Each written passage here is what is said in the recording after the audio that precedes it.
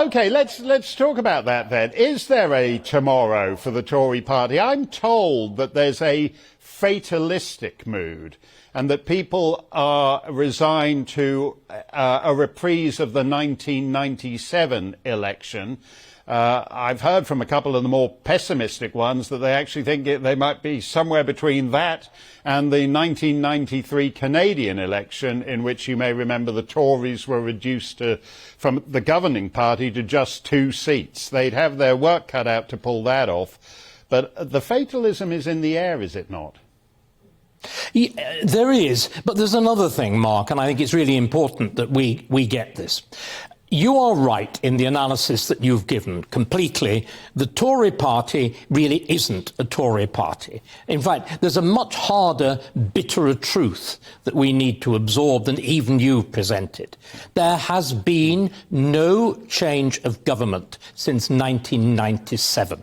In other words, the alleged, the Lib Dem coalition, the brief David Cameron interlude, they're all interludes. The May interlude, the Johnson interlude, what's going to be the even briefer Truss interlude. These are simply variants on New Labour.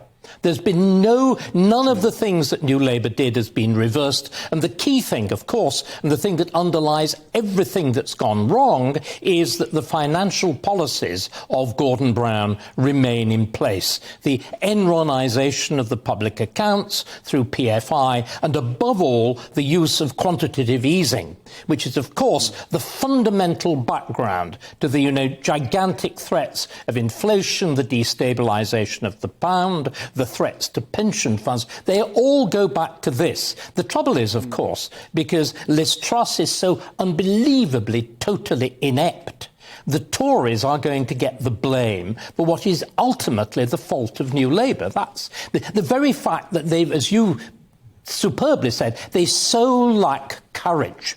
They utterly lack courage. That courage which Margaret Thatcher had to say, we must change. Not simply, we mustn't turn, we must do something. We must reverse what's gone wrong. None of them, neither Cameron nor Truss nor any of them, have had that appetite. And of course, there are sinuous snakes in the grass.